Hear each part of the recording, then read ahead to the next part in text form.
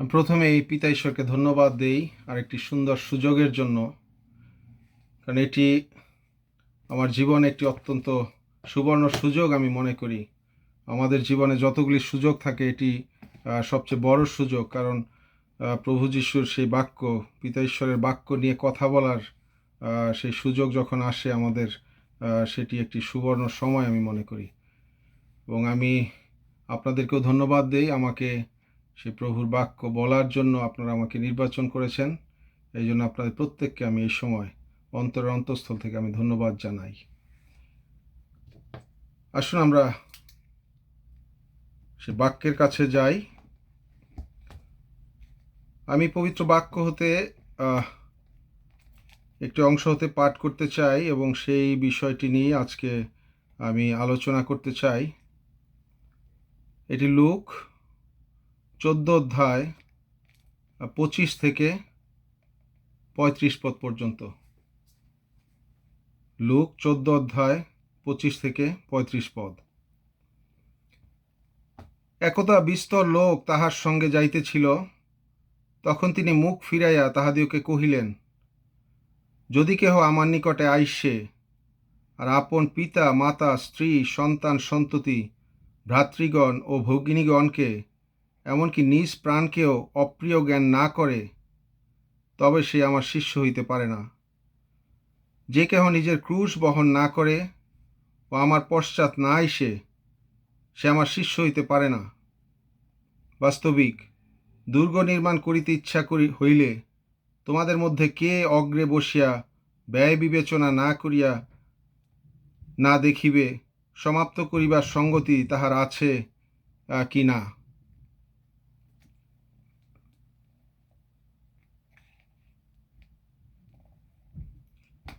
কি জানি, ভিত্তিমূল বসাইলে যদি সে সমাপ্ত করিতে না পারে, তবে যত লোক তাহা দেখিবে সকলে তাহাকে বিদ্রূপ করিতে আরম্ভ করিবে, বলিবে, এ ব্যক্তি নির্মাণ করিতে আরম্ভ করিয়াছিল, কিন্তু সমাপ্ত করিতে পারিল না। অথবা কোনো রাজা অন্য রাজার সহিত যুদ্ধ করিতে যাইবার সময়ে অগ্রে বসিয়া বিবেচনা করিবেন না, যিনি 20,000 সেনা লইয়া আমার বিরুদ্ধে আসিতেছেন, আমি 10,000 লইয়া তাহার সম্মুখবর্তী হইতে পারি। যদি না পারেন, তবে শত্রু দূরে থাকিতে তিনি দূত প্রেরণ করিয়া সন্ধির নিয়ম জিজ্ঞাসা করিবেন। ভালো, তদ্রূপ তোমাদের মধ্যে যে কেহ আপনার সর্বস্ব ত্যাগ না করে, সে আমার শিষ্য হইতে পারে না। লবণ তো উত্তম, কিন্তু সেই লবণেরও যদি স্বাদ গিয়া থাকে, তবে তাহা কিসে আস্বাদযুক্ত করা যাইবে?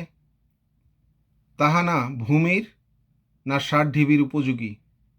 লোকে তাহা বাহিরে ফেলিয়া দেয়। যাহার শুনিতে কান আছে সে শুনুক।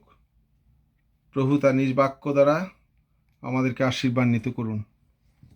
আসলে এই সময় আমরা বাক্যের জন্য ধন্যবাদ দেই।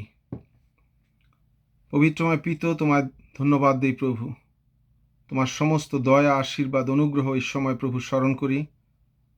তুমি আমাদেরকে প্রভু মনোনীত করেছো যেন আমরা প্রভু তোমার সেই বাক্য নিয়ে আলোচনা করি। প্রভু, আমি এক অধম দাস, আমার সেই তোমার বাক্য বিভাজন করার কোনো ক্ষমতা আমার নেই, কিন্তু প্রভু আমি বিশ্বাস করি তুমি যখন আমাকে আশীর্বাদ করবে, তোমার সেই পবিত্র আত্মার শক্তিতে আমি তোমার সেই বাক্য বলতে পারবো। প্রভু, এখানে যে ভাই বোনেরা মিলিত হয়েছে প্রভু, প্রত্যেকটি পরিবার, প্রত্যেকটি সন্তানকে তোমার হস্তে রাখি প্রভু।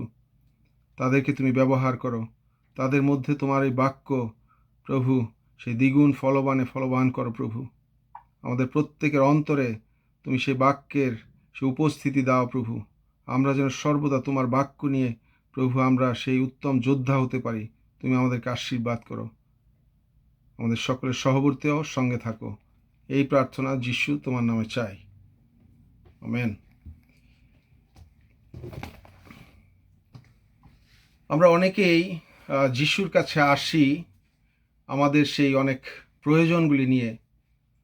আমাদের অনেক প্রার্থনাগুলি থাকে, আমাদের জীবনের অনেক ধরনের সেই প্রয়োজন থাকে। আমরা সেগুলি ফুলফিলমেন্ট করার জন্য প্রভু যিশুর কাছে আসি। এই প্রার্থনাগুলি হতে পারে আমাদের সেই শারীরিক সুস্থতা, কোনো বড় ধরনের বিপদ হতে মুক্তি, সেই সন্তানদের উন্নতি, এমনও হতে পারে আবার সেই কোনো বিপদগামী সন্তান, তাকে সুপথে ফিরিয়ে আনার জন্য আমাদের সেই প্রার্থনা। এছাড়াও নানা ধরনের সেই দৈনন্দিন প্রার্থনা আমাদের থাকে, যেন পিতা ঈশ্বর আমাদের প্রার্থনা শুনেন এবং সেই প্রার্থনার জন্য উত্তর দেন।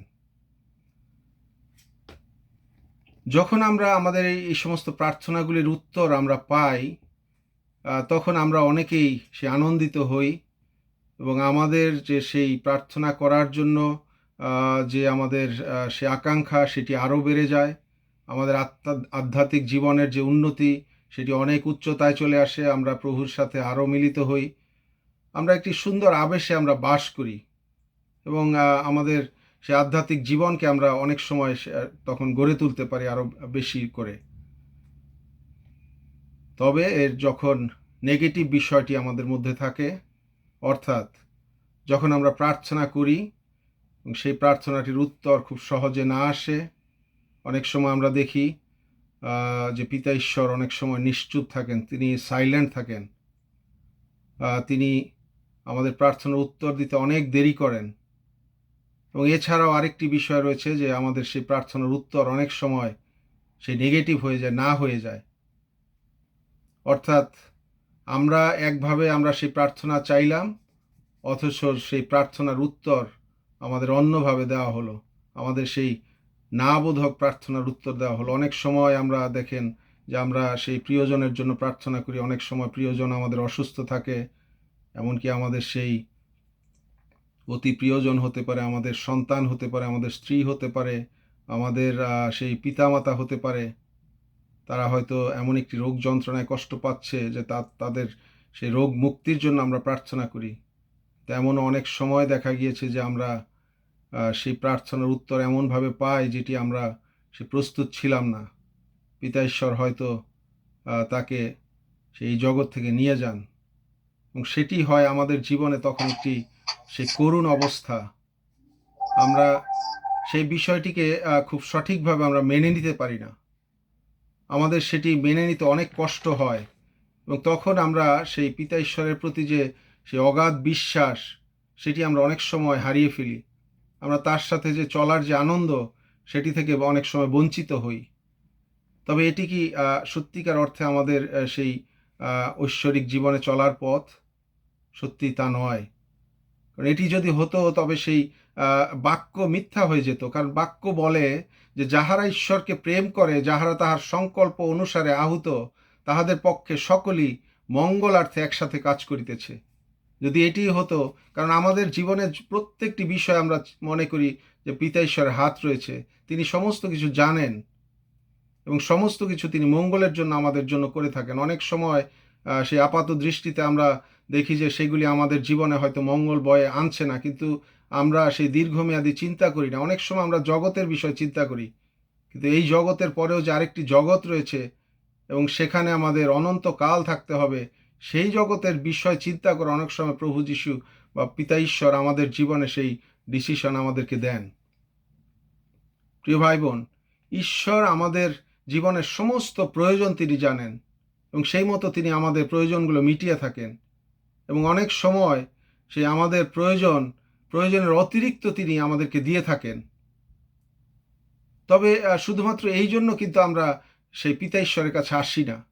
আমরা সেখানে আসব, প্রার্থনা করব এবং আমরা প্রার্থনার উত্তর পাব। সত্যিকার অর্থে যদি আমরা সেটি করি, এটি আমরা ভুল করি। প্রভু যিশুকে অনুসরণ করার অর্থ হলো দৈনন্দিন জীবনের সমস্ত ভার তার উপরে আমরা অর্পণ করতে চাই, অর্থাৎ আমরা তার উপরে সম্পূর্ণ আত্মসমর্পণ করতে চাই। Fully surrender our life on Jesus Christ. এই সারেন্ডার এমন হতে পারে যে আমাদের জীবনে ভালো কি মন্দ, আমাদের দুঃখ কি দুর্দশার, যে যা কিছু ঘটুক, আমরা যেন সম্পূর্ণ নির্ভরতা আমরা রাখতে পারি আমাদের প্রভু যিশুতে। যিশু অনেকবার সেই পবিত্র বাক্যে তার সেই শিষ্য হওয়ার কথা বলেছেন। শিষ্য হওয়ার ব্যাপারে তিনি অনেক বিষয় তিনি বলেছেন, আলোচনা করেছেন।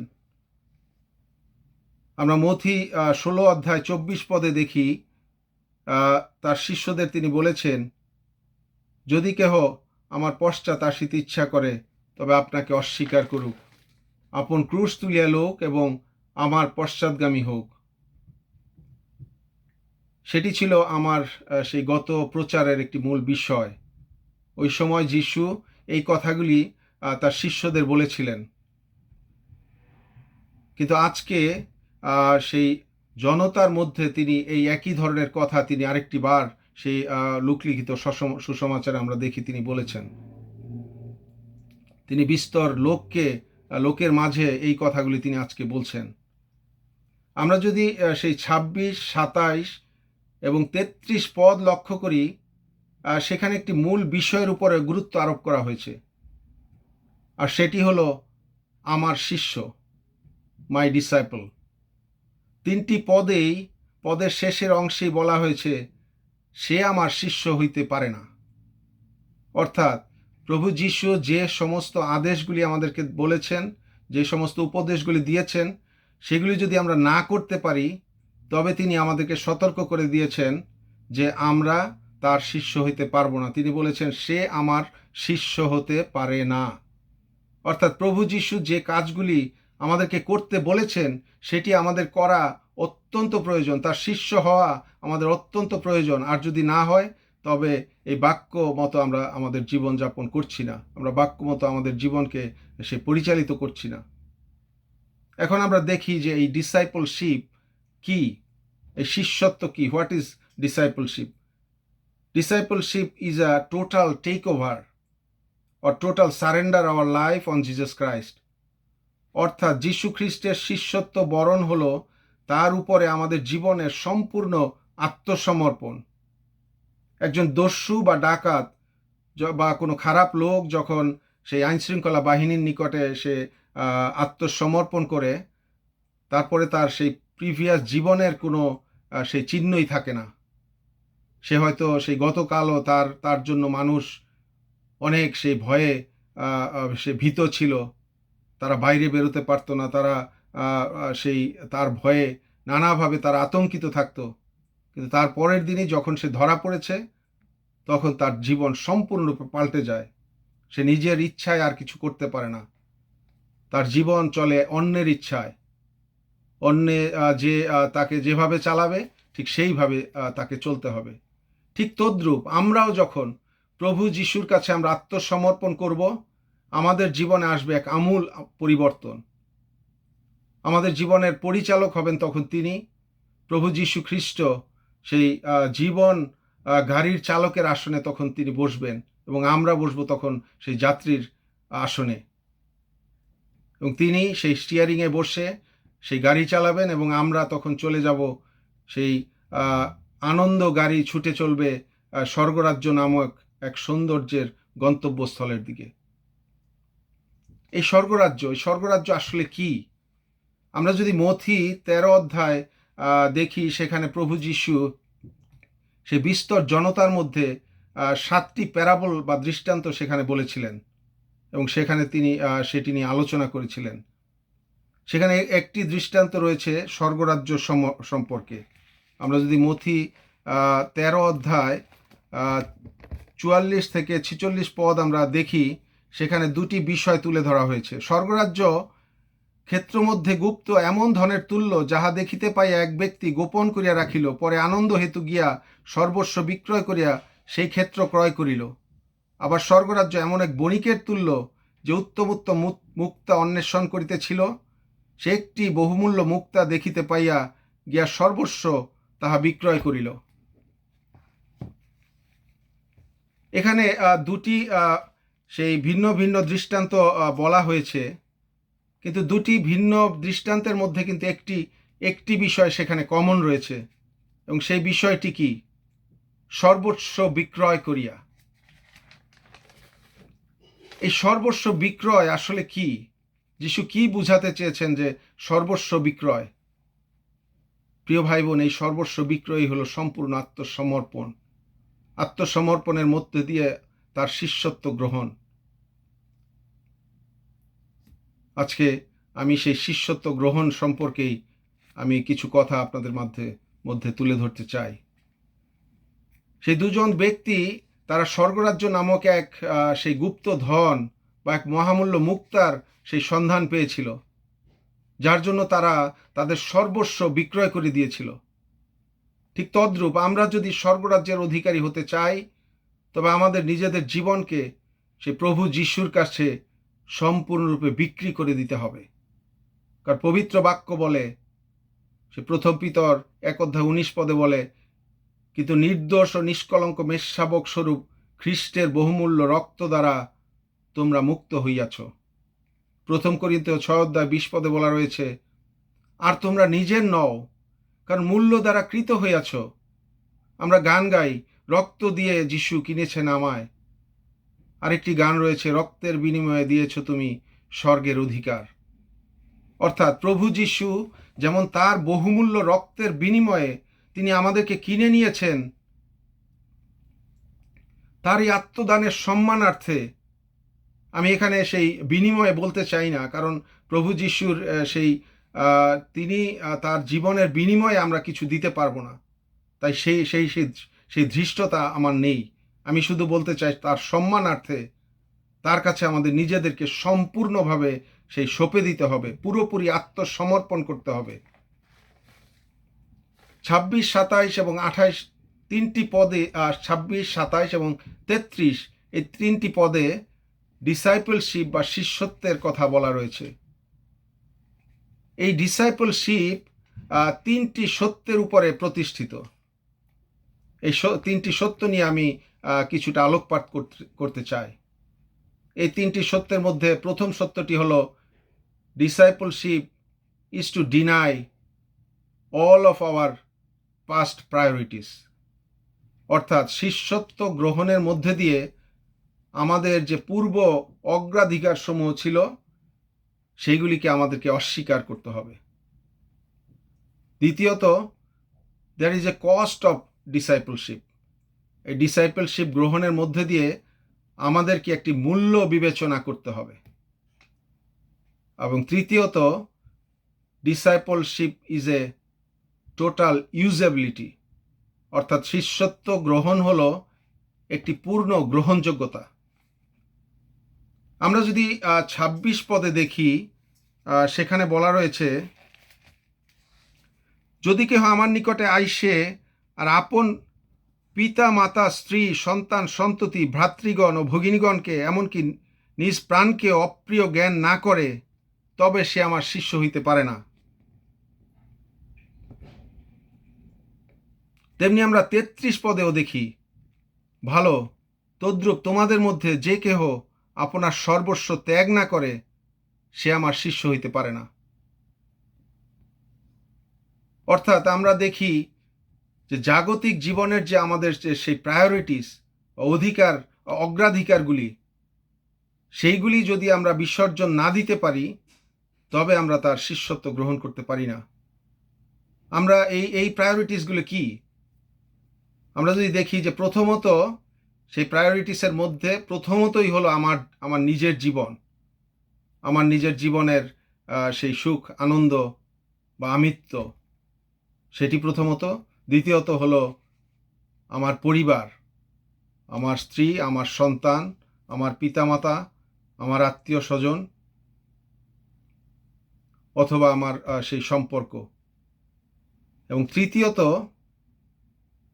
আমার সম্পদ এবং আমার সেই সম্পত্তিসমূহ। এগুলি হলো আমাদের সেই প্রায়োরিটি।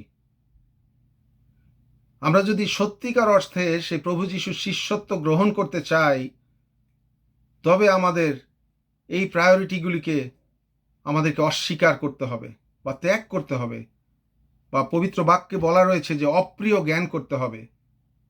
প্রিয় ভাই বোন, এই বাংলা বাইবেলে আমি দেখেছি যে এটি অপ্রিয়, কিন্তু যখন ইংরেজি বাইবেল দেখতে গিয়েছি, তখন সেখানে আপনারা হয়তো অনেকেই এটি লক্ষ্য করেছেন যে এই বাক্যটিকে কিন্তু অপ্রিয় বলা হয়নি, এটিকে আরও কঠিনভাবে বলা হয়েছে। এটিকে বলা হয়েছে হেইট, অর্থাৎ ঘৃণা। অর্থাৎ যদি আমরা সেটি সেইভাবে এখানে পড়ি, তাহলে হবে, নিজের প্রাণকেও ঘৃণা না করে তবে সে আমার শিষ্য হতে পারে না। সুতরাং ঘৃণা আমাদেরকে সেই ঘৃণার কথা বলা হয়েছে। যখন আমি দেখলাম যে সেই ইংরেজিতে ঘৃণা এত জায়গায়, আমি প্রায় 30টি সেই বাইবেলের ট্রান্সলেশন আমি দেখলাম ইংরেজিতে। আমি 21 জায়গায় আমি দেখলাম যে ঘৃণা বা হেট শব্দটি উল্লেখ করা হয়েছে। তখন আমার মনে একটি প্রশ্ন জাগলো যে প্রতিবার সেই হেট শব্দটি সেই ব্যবহার করা হয়েছে। তখন আমি চাইলাম যে গ্রিক শব্দ থেকে, প্রথম হিব্রু বা গ্রিক শব্দ থেকে কি করা হয়েছে সেটি একটু দেখি। সেখানেও যা দেখলাম, সেই সেই হেট শব্দের একটি গ্রিক শব্দ, সেটি হলো মিসো, যার ইংলিশ শব্দ হলো হেট। তার মানে সেই ব্যুৎপত্তিগতভাবেই সেই হেট শব্দটি চলে এসেছে। আমি জানি না প্রভু যীশু খ্রিস্ট কেন এটি বলতে চেয়েছেন, তবে আক্ষরিক অর্থে এটি যদি হেটও হয় বা ঘৃণাও যদি হয়, তবে সত্যিকার অর্থে প্রভু যীশু খ্রিস্ট এখানে তিনি সেই ঘৃণার কথা বলেননি। কারণ প্রভু যীশু হলেন ভালোবাসার আধার। তিনি কখনো সেই পরিবারকে বা আমার নিজের জীবনকে হেট করতে বলতে পারেন না। তিনি এখানে তাহলে কিসের কথা বলেছেন? সত্যিকার অর্থে প্রভু যীশু সেই বলেছেন আমাদের যে সেই প্রেফারেন্স বা অগ্রাধিকার, সেইটিকে আমাদেরকে হেট করতে হবে। অর্থাৎ আমি যেন আমার নিজের চেয়ে ঈশ্বরকে বেশি ভালোবাসি। আমি যেন আমার পরিবারের থেকে, আমার স্ত্রী থেকে, আমার সন্তান থেকে, আমার পিতামাতা থেকে আমি যেন ঈশ্বরকে বেশি ভালোবাসি। এবং তৃতীয়ত, যে আমার যে সম্পদ এবং সম্পত্তি, আমার যে জাগতিক বিষয়গুলি, এগুলি থেকে অবশ্যই আমাকে ঈশ্বরকে বেশি ভালোবাসতে হবে। আমার নিজেকে, আমার পরিবারকে, আমার পিতামাতা বা স্ত্রী সন্তান, এদেরকে অবশ্যই আমার ভালোবাসতে হবে। তবে এই প্রেফারেন্স যেন সেই প্রভু যীশু খ্রিস্টের থেকে বেশি না হয়। আমার প্রাধান্য দিতে হবে প্রথমত প্রভু যীশুকে। এবং আমার যে এই সম্পত্তি, সম্পদ বা জাগতিকতা, জাগতিক যে বিষয় আশ্রয়গুলি, এগুলি কখনোই আমি প্রাধান্য দিতে পারবো না। এগুলির মালিকানা আমি অনেক সময় আমরা মনে করি যে এটি আমার, এই গাড়ি বাড়ি সম্পদ সম্পত্তি সমস্ত কিছু আমার। তা আমরা যখন সেই বাইবেলে একটি ঘটনা দেখি যে সেই ধনী লোকটি বলেছিলেন যে হে প্রাণ, সমস্ত কিছু ভোগ করো, তোমার যে সম্পদ রয়েছে, যে ফসল রয়েছে, তা অনেক দিন তুমি খেতে পারবে। কিন্তু সেই রাত্রিতে সে মৃত্যুবরণ করে। তাই প্রিয় ভাই বোন, এই সমস্ত সম্পত্তি সম্পদ, এটি কোনো কিছুই কিন্তু আমার নয়। এটির একটি স্টুয়ার্ডশিপ আমাকে দেওয়া হয়েছে। এটির একটি রক্ষণাবেক্ষণকারী হিসাবে আমাকে মনোনীত করা হয়েছে। আর যদি সঠিক সে একটি শব্দে বলি, সেটি হলো কেয়ারটেকার। আমাকে সেই কেয়ারটেকার হিসাবে আসলে মনোনীত করা হয়েছে।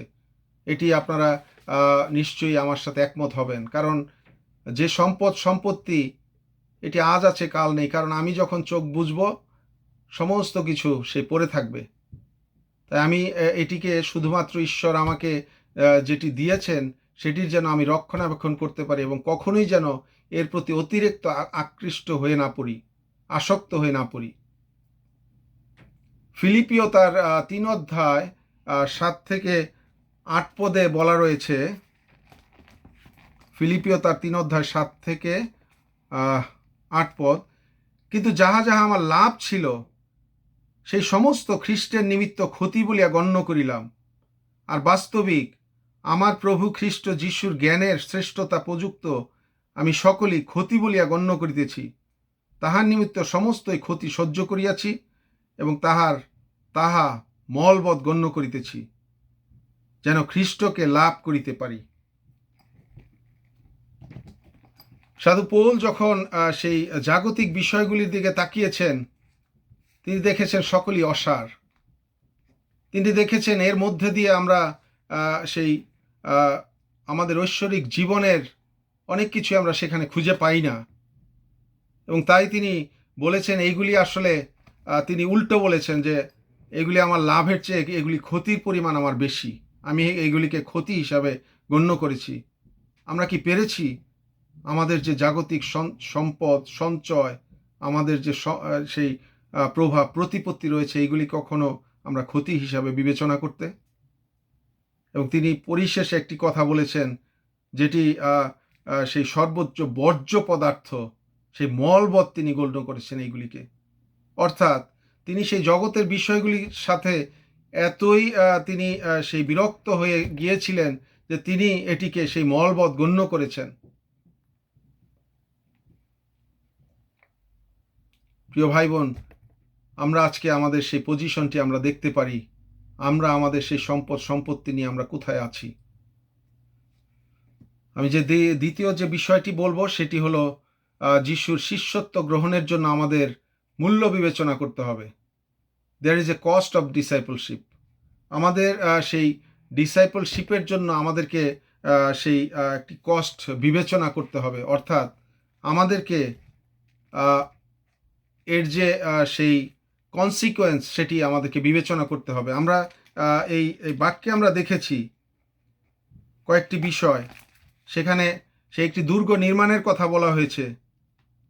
তারপরে বলা হয়েছে যে এক রাজা কি আরেক রাজার বিরুদ্ধে সেই যুদ্ধে যাবে, তিনি যদি সেটি বিবেচনা না করেন। সেই দুর্গের কথা বলা রয়েছে সেই ইসরায়েল সমাজে। তখন সেই তাদের সেই শস্য দেখাশোনার জন্য তারা বিশাল দুর্গ বা সেই টাওয়ার নির্মাণ করতেন, সেটি যেন দেখাশোনা করা যায়। কারণ শত্রুরা এসে সেটি সেই লুট করে নিয়ে যেত, অনেক সময় সেটি পুড়িয়ে ফেলতো। এই জন্য সেই দুর্গের কথা বলা রয়েছে। প্রভু যীশু বলেছেন যে সেই দুর্গ যখন কেউ নির্মাণ করতে যায়, তখন তার সেই কস্ট বা তার যে মূল্য সেটি বিবেচনা না করে সে সেই কাজে হাত দেয় না। আমরা কেউই সেই একটি বড় কাজ করতে গেলে কখনোই আমরা বিবেচনা না করে সেখানে কত টাকা লাগবে সেই বৈষয়িক বিষয়গুলি বিবেচনা না করে আমরা সেই কাজে হাত দিই না। ঠিক তদ্রূপ সেই একটি রাজার বিরুদ্ধে আরেকটি রাজার যে সেই যুদ্ধ ঘোষণা, আমরা এখানে সেই বাংলাদেশ এবং ইন্ডিয়ার মতো একটি তুলনামূলক বিষয় দেখতে পারি। আজকে ইন্ডিয়ার সাথে যত ধরনের সেই সমস্যা বাংলাদেশের আসুক, এমনকি কোনো সামরিক সমস্যাও যদি আসে, বাংলাদেশ কখনোই যাবে না ইন্ডিয়ার সাথে যুদ্ধ করতে। সে চাবে যেন একটি সুষ্ঠু সমাধান করা যায়, অথবা যদি নাও পারে সেটি সে মেনে নেবে এবং সেই বন্ধুত্বের জন্য সে সেই দূত পাঠাবে বা ডাক দিবে।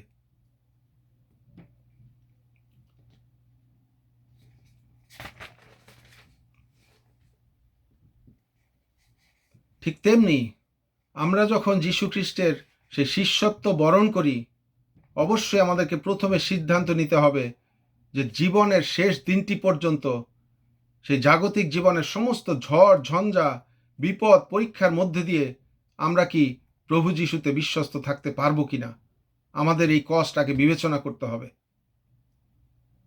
আর যদি সেটি না পারি, সেটি হবে আমাদের জীবনের জন্য একটি অত্যন্ত পরিতাপের বিষয়, একটি শোচনীয় পরাজয়। লুক 14 অধ্যায় 31 থেকে 32 পদে সেখানে বলা রয়েছে,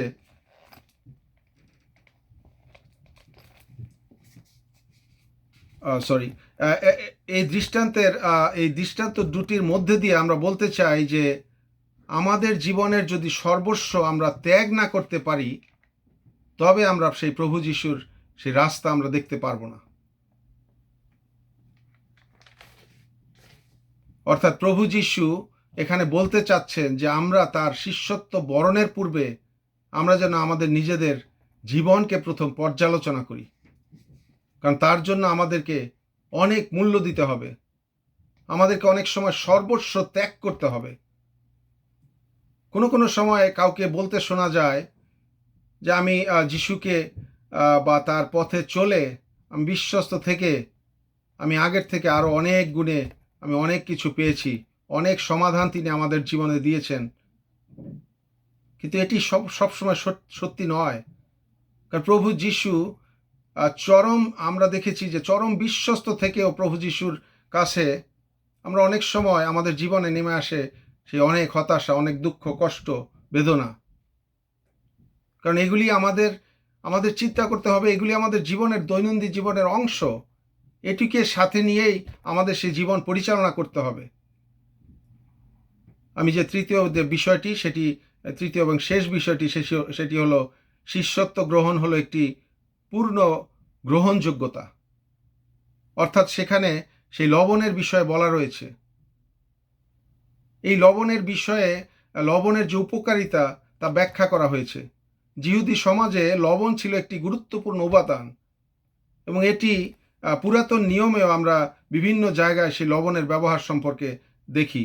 লেবীয় পুস্তক 2 অধ্যায়, গণনা পুস্তক 18 অধ্যায়, জিসকেল পুস্তক 43 অধ্যায়ে সেই লবণের ব্যবহার সম্পর্কে বলা রয়েছে। আমরা লবণকে বলতে গেলে সকল রান্নায় ব্যবহার করি।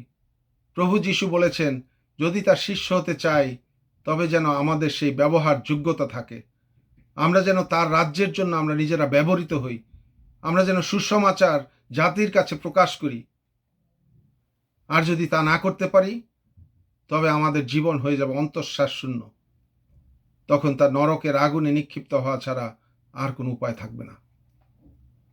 পরিশেষে প্রিয় ভাই বোন, আমি বলতে চাই, আসুন আরেকটি বার আমাদের সেই হৃদয়ের আয়নায় আমরা নিজেদেরকে তাকিয়ে দেখি, আমি কি সত্যি প্রভু যিশুর একজন প্রকৃত শিষ্য হতে পেরেছি?